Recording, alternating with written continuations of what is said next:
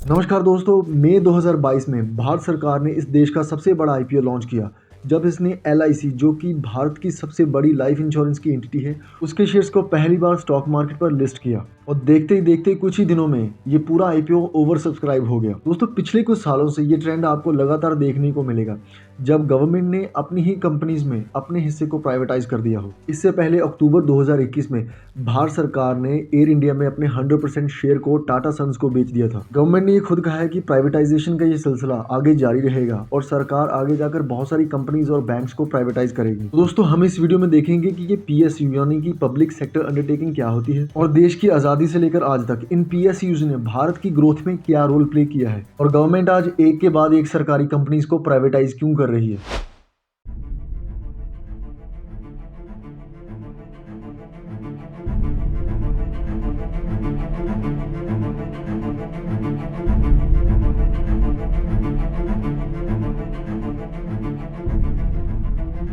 देखिए दोस्तों, जब तक भारत आज़ाद हुआ दुनिया में मेनली 3 तरह के जो इकोनॉमिक सिस्टम थे वो डेवलप हो चुके थे, जिसमें सबसे पहला है कैपिटलिज्म यानी कि फ्री मार्केट इकोनॉमी, और दूसरा है सोशलिज्म यानी कि सेंट्रली प्लान्ड इकोनॉमी, और आखिर में है मिक्स्ड इकोनॉमी। और जब भारत आज़ाद हुआ तो इसके पॉलिसी मेकर्स के सामने सबसे बड़ा चैलेंज यही था कि वो इन तीनों में से कौन से इकोनॉमिक सिस्टम को अडॉप्ट करे। ऐसा इकोनॉमिक सिस्टम जिसमें जीडीपी ग्रोथ और इंडस्ट्रियलाइजेशन के साथ साथ देश की गरीबी को भी हटाया जा सके। और बहुत ही लंबी डिस्कशंस और प्लानिंग के बाद भारत ने सेंट्रली प्लान्ड इकोनॉमी को चुना। अब ये एक बहुत ही बड़ा सवाल है कि हमने आज़ाद होने के बाद सेंट्रली प्लान्ड इकोनॉमिक मॉडल को ही क्यों चुना, हमने कैपिटलिज्म को क्यों नहीं चुना। अब दोस्तों, ये सब समझने से पहले आपको ये पता होना चाहिए कि ये तीनों सिस्टम काम कैसे करते हैं। हर एक इकोनॉमिक सिस्टम मेनली 2 तरह के क्वेश्चंस को आंसर करने की कोशिश करता है।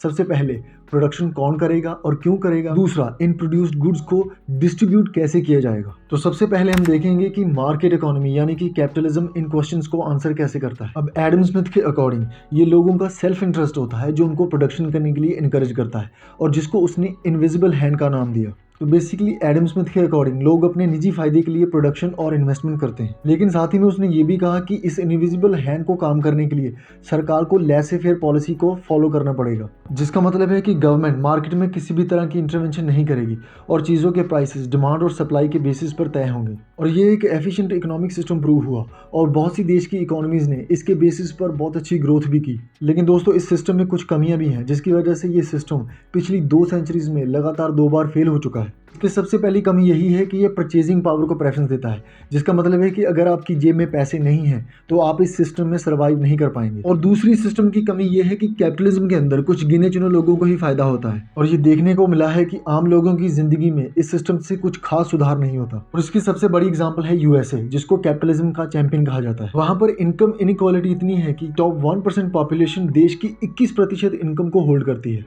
अब हम बात करेंगे सोशलिज्म की, जिसका एक reformed version as the centrally planned economy भारत ने आज़ाद होने के बाद अपनाया।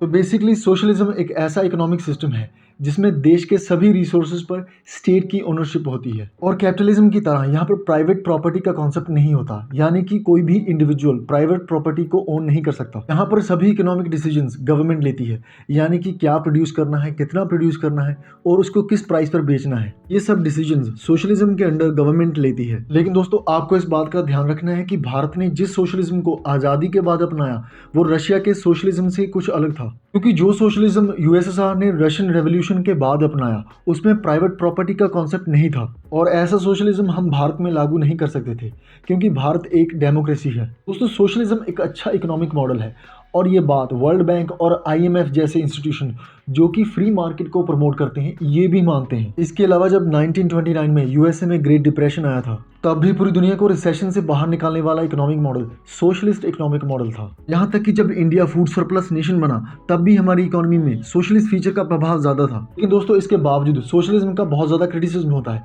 और जिसकी मेन वजह है सरकार का इकोनॉमी पर ओवर कंट्रोल, जिसकी वजह से प्राइवेट सेक्टर इकोनॉमी में फुली पार्टिसिपेट नहीं कर पाता। और दोस्तों, तीसरा इकोनॉमिक सिस्टम है वो है मिक्स्ड इकोनॉमिक सिस्टम, जो सोशलिज्म और कैपिटलिज्म की कमियों को दूर करके बनाया गया है, जिसको आज के वक्त दुनिया की लगभग सभी कंट्रीज ने अडॉप्ट किया है। ऐसे इकोनॉमिक मॉडल में गवर्नमेंट और प्राइवेट सेक्टर दोनों को एग्जिस्ट करते हैं। इसमें कुछ चीज़ों को प्राइवेट सेक्टर लोगों की परचेजिंग पावर के बेसिस पर प्रोवाइड करता है और ऐसी चीज़ें जो एक इंसान को जीवन जीने के लिए बेसिक्स होती हैं, गवर्नमेंट ऐसी चीज़ों को फ्रीली या सब्सिडाइज रेट्स पर प्रोवाइड करती है, जैसे कि फ्री एजुकेशन और फ्री हेल्थ केयर। तो दोस्तों अब हम देखेंगे कि भारत ने आज़ाद होने के बाद सेंट्रली प्लान्ड इकोनॉमी को ही क्यों अपनाया, कैपिटलिज्म को क्यों नहीं। और इसका सबसे पहला कारण था वाइडर इकोनॉमिक इनइक्वालिटी। जब भारत आज़ाद हुआ तो बहुत से लोग थे जिनके पास लैंड और कैपिटल नहीं थी। उस वक्त ऑलमोस्ट देश की 70% पॉपुलेशन एब्जेक्ट पॉवर्टी में रह रही थी और ये वो समय था जहां पर कैपिटलिज्म एक बार ऑलरेडी फेल हो चुका था ड्यूरिंग द 1929 ग्रेट डिप्रेशन। और दूसरी तरफ जो अमेजिंग ग्रोथ की स्टोरीज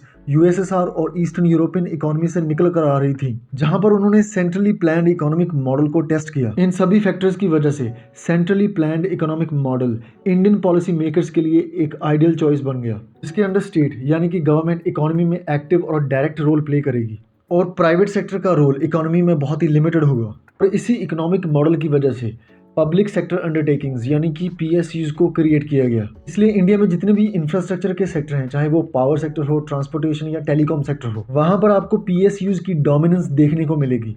इन पीएसयूज के जरिए गवर्नमेंट बहुत सी प्रॉब्लम्स का सोल्यूशन करना चाहती थी और जिनमें से उस वक्त सबसे बड़ी प्रॉब्लम थी पॉवर्टी। और इस पॉवर्टी को दूर करने का सबसे बड़ा सोल्यूशन यही था कि लोगों को ज़्यादा से ज़्यादा रोजगार दिया जाए, और जिसमें पीएसयूज ने एक बहुत ही इंपॉर्टेंट रोल प्ले किया। फाइनली जब इंडिया ने सेंट्रली प्लान्ड इकोनॉमिक मॉडल को चुना, हमारे सामने सबसे बड़ा चैलेंज यही था कि इस प्लानिंग को एग्जीक्यूट कैसे किया जाए। अब इस प्लान को तैयार करने के लिए हमें एक मॉडल प्लान चाहिए था और उस वक्त इस मॉडल प्लान का काम किया नेशनल प्लानिंग कमेटी और बॉम्बे प्लान ने, जिनके फीचर्स के बेसिस पर आज का हमारा इंडिया का पूरा इकोनॉमिक सिस्टम खड़ा है। अब इस मॉडल प्लान के तैयार होने के बाद हमें एक नेशनल लेवल की एक्सपर्ट कमेटी चाहिए थी जो कि इस प्लान को नेशनल लेवल पर एग्जीक्यूट कर सके। और इसी चीज का ध्यान रखते हुए गवर्नमेंट ने 1950 में प्लानिंग कमीशन को एस्टैब्लिश किया, जो कि एक नॉन स्टैट्यूटरी और नॉन कॉन्स्टिट्यूशनल बॉडी थी जिसको देश के प्राइम मिनिस्टर चेयर करते थे, जिसका मेन काम इंडिया में 5 ईयर प्लान को तैयार करना और उसको अच्छी तरह से इंप्लीमेंट करना था। 1951 से लेकर 2017 तक भारत ने टोटल 12 5 ईयर प्लान्स को लॉन्च किया और इनमें से कुछ इंपॉर्टेंट 5 ईयर प्लान्स को और उनकी कुछ अचीवमेंट्स को आप अपनी स्क्रीन पर देख सकते हैं। और फाइनली 1 दिसंबर 2015 को सेंट्रल गवर्नमेंट ने प्लानिंग कमीशन को अबॉलिश करके एक नई बॉडी को सेटअप किया